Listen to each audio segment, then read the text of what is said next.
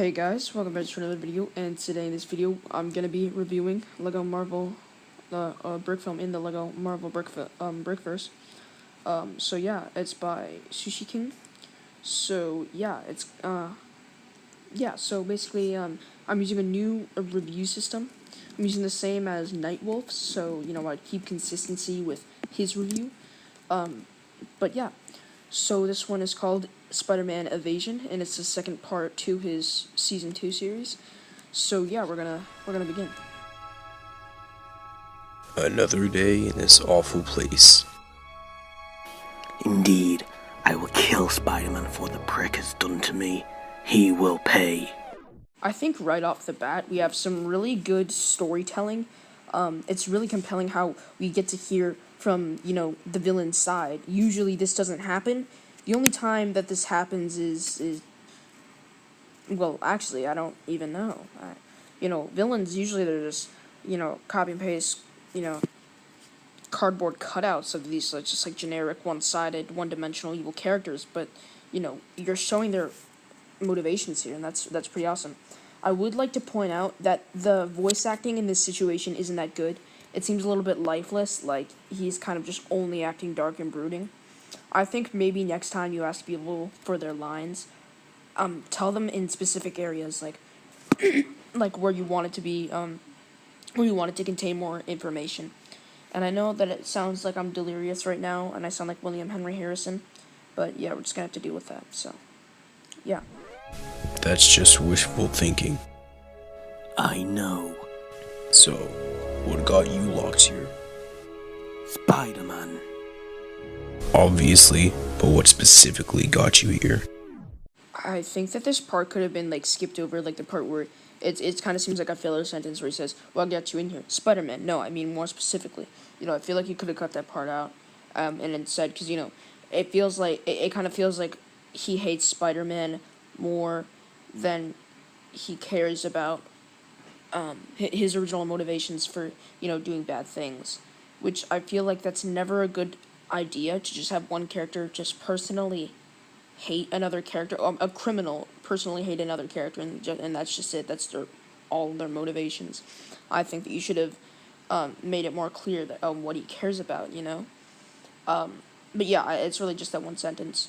Also, what I'd like to point out is the setting is really nice.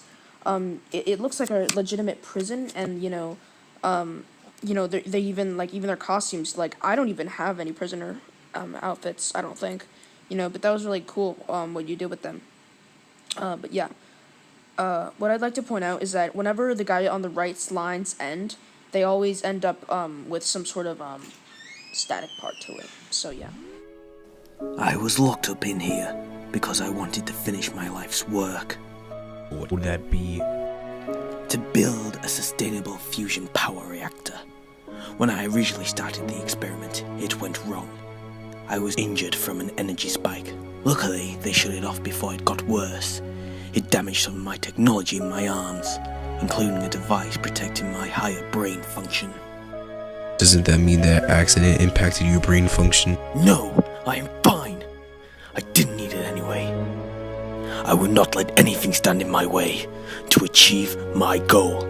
I won't be stopped by money, the law, or Spider-Man. So now what I'm getting from this is that this is more of an Otto Octavius kind of character. I think that that's actually what this is. But I don't know. I feel like I was looking for a more original storyline, a less I wish that you would have gone for some original motivations that have never been used before,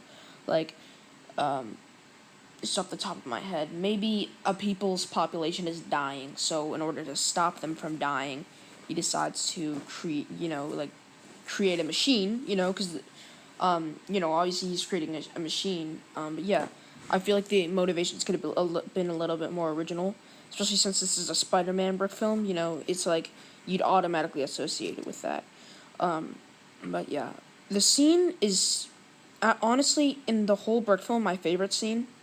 There doesn't have to be action, in order to make a good brick film compelling and good in general. In contrast to what Nightwolf said, I think that you should focus on story over the action. But yeah, that's just personally my opinion. Still find a good balance between them, but obviously the story matters most. If you find a point in the movie where you have like a 10-minute conversation, but it's amazing, compelling, and it's not dragged on, then, you should keep it in the film.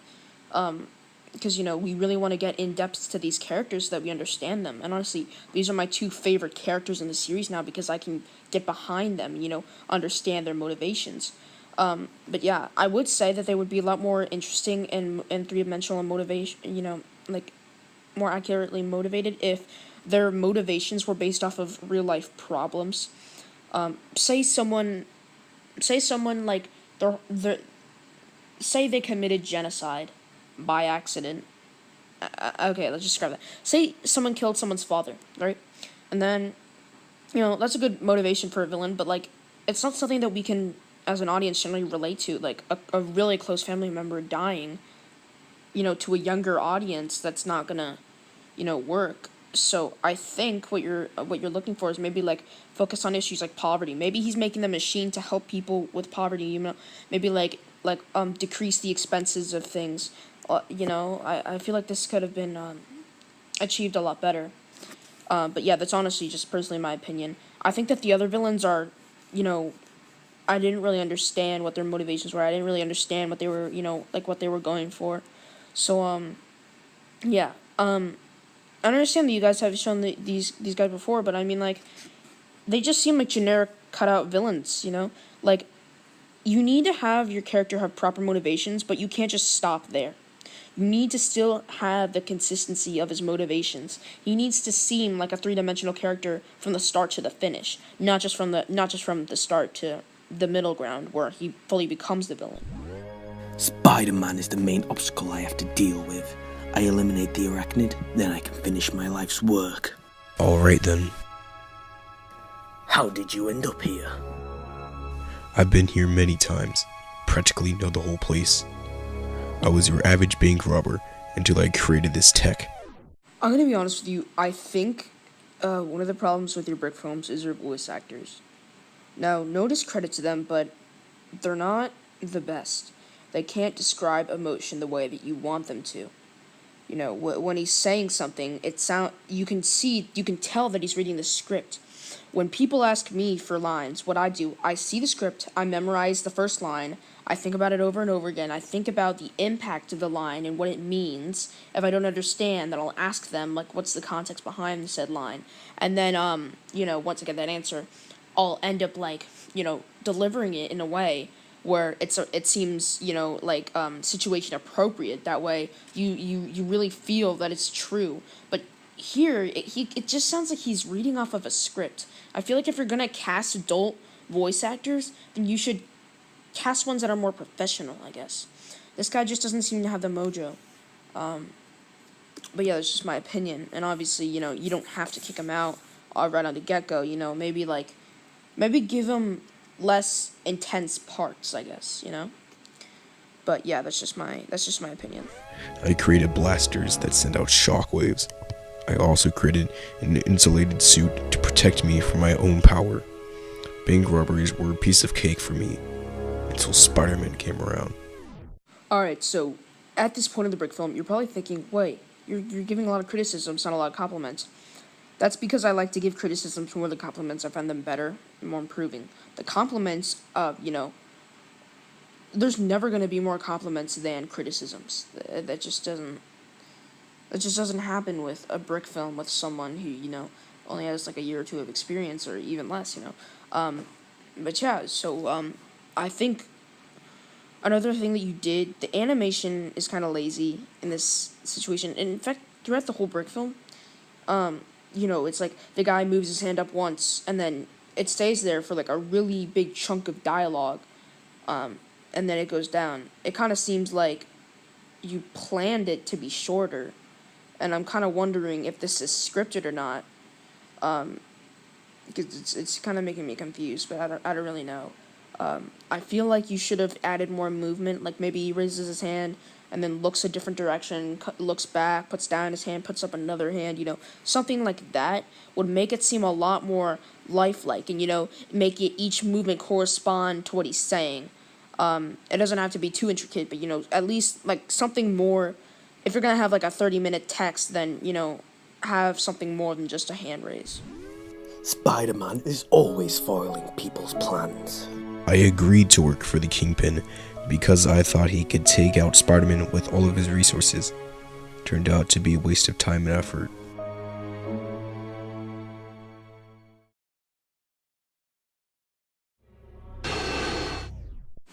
Okay, so multiple pointers that I could give you in this scene. The music ends kind of abruptly.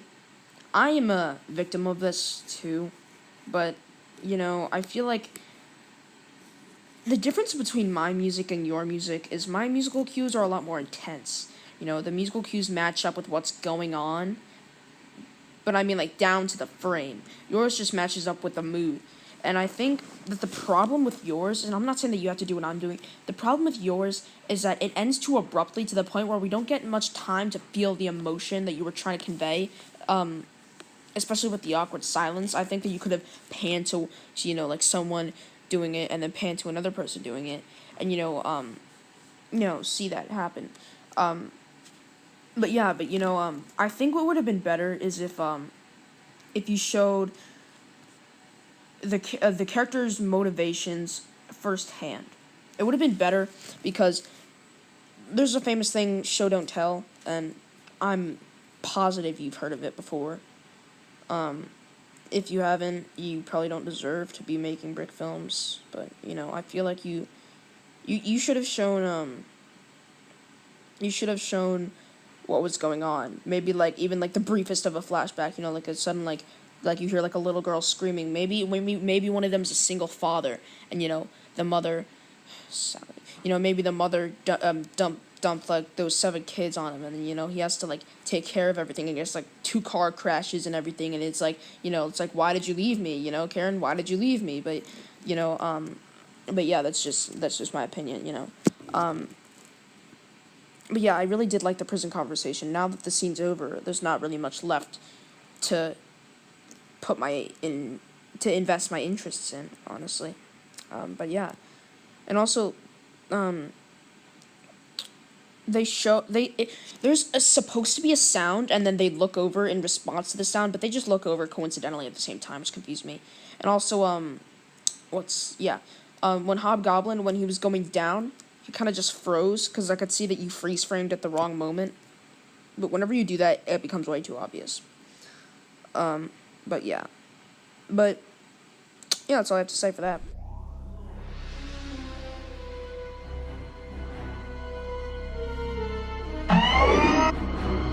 Jailbreak, boys!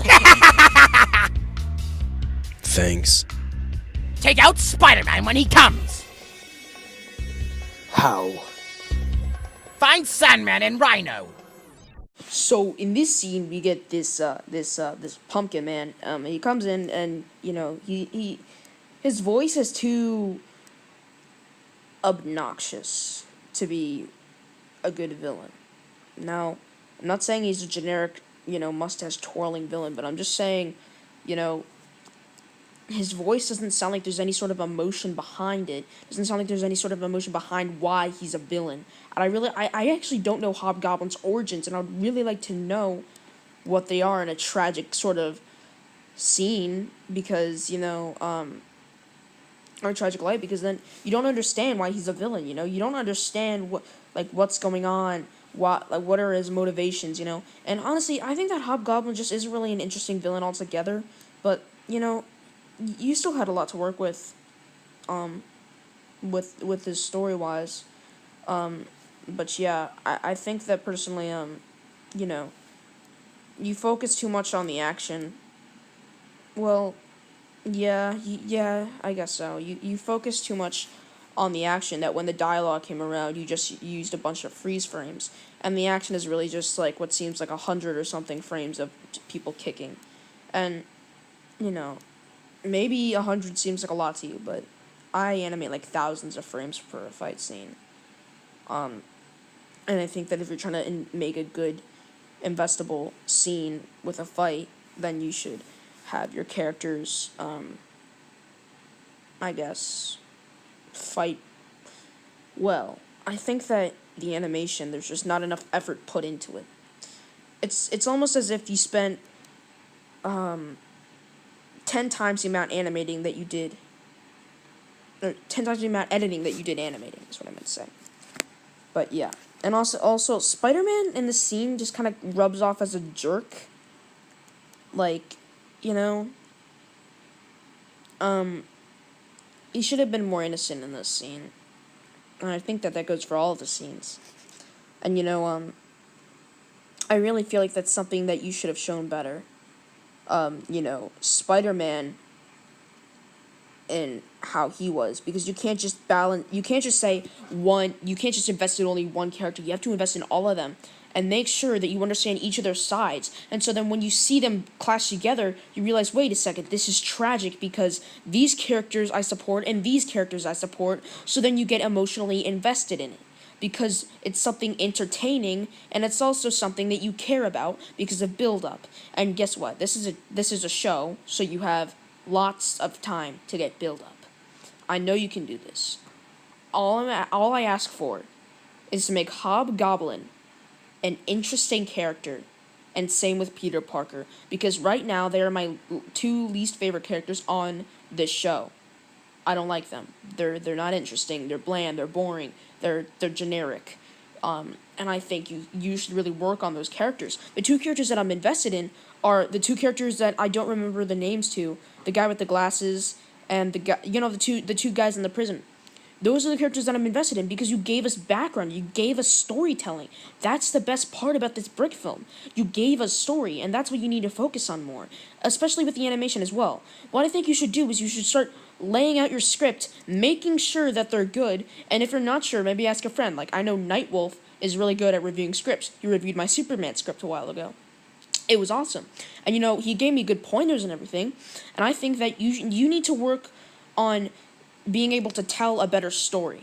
Your visuals are good because of your green screen effect, you know, that not a lot of people have, and, you know, you have that, so obviously you have this advantage, and, you know, you take it very well, you know, you use it very well, but I think that you should focus on storytelling and animation, and I think that there's just too much green screen to the point where it's like there's no movement, and you know, in many scenes, like the boat scene, there, you know, what's being displayed on the screen now, there's no movement, and I think that was really disappointing.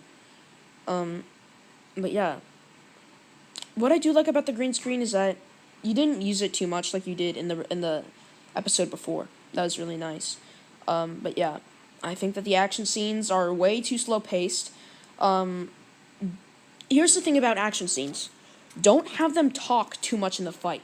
Have them fight for like 30 seconds, say one-liner, fight more.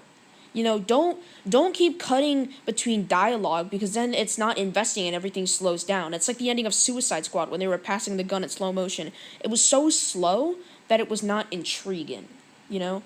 I said that with like a weird southern accent. I was like, intriguing. But, you know, whatever. But yeah. But all I gotta say about this brick film, it has potential. I just think that you're not really using it right, you know? You don't really understand how good brick films work, I think. And I think what you should do from this point on is get a good connection to the basics, and don't just go flying off into the blue. You know, you really need a better connection with what's going on. And, but yeah, that's just my opinion. I mean, it's not my opinion. I don't know why I always say that, but you know what I mean. But yeah, honestly, so I'm gonna start ranking them all now, out of 10. I'm using Nightwolf's critiquing system because you know, I know that he reviewed one of your brick film before, so this would keep consistency. You know, so anyways, for animation, I would give it a 5 out of 10. 5 out of 10 is average. That is not good. Being average as an animator is not good at all. It means that you use freeze frame. I mean, you know, animators are so many to the point where the average animator is not a good animator. So you really need to get this, like, urge to animate more, because it seems like this brick film could have been summarized in 2 minutes, you know? All that happened were 2 guys broke out of prison. That's literally all that happened in this brick film. And you stretched it out to 11 minutes, and I think it could have been done better. So, yeah. But, yeah, so I would give it a 5 out of 10. For the editing, the green screen was pretty nice, and I really like the music. I mean, sure, it's copyrighted, but, you know, whatever. It's, you know, it falls under fair use, I'm pretty sure. So, anyways, the editing was pretty nice, so I'd give it a 7 out of 10. So, you know, there were no, good music cues, like, the music seemed to come in and out. That was a little bit annoying. You know, everything else besides that was pretty good. Now it comes to the dreaded story. Story, I mean, the beginning was so promising and so good, but then it just took a sideline, and everything kind of just fell apart from there. And honestly, I think that I would give the story in the beginning an 8 out of 10. You know, I feel like we couldn't relate as people to what they felt as much. So that's why I give it an 8 out of 10. But then towards the end, I would give it a 2 out of 10, because the character, I wasn't invested in any of what was going on. You know, I wasn't invested in any of it. So I guess I would average that out, which averages out to 5, so you got a 5 out of 10 for that. I will give you a bonus point, though. I guess I'll give you, like, 5.5 out of 10, because, you know, it was really promising in the beginning, and that was a good hook to have in the beginning. But, yeah. I think that the story was way too simplistic. It's just 2 guys, like I said earlier, 2 guys breaking out of prison. That was kind of, you know, not really intriguing in the slightest. So, yeah, I really think that you could have done better with that. But, yeah. That's all I really have to say about this brick film. So, thank you all for watching. And overall, I would give this brick film, and keep in mind, guys, an average is 5 out of 10. I would give this brick film a 4 out of 10. 4.5. You know, yeah, I think I've stated why. So, yeah, I'll see you guys later in the next brick film. Or, no, this is my second channel, right? I'll see you guys later in my next review, or whatever video is next. It's probably another review. Probably gonna ask to review one of Nightwolf's videos. So, yeah, I'll see you guys later. Peace out.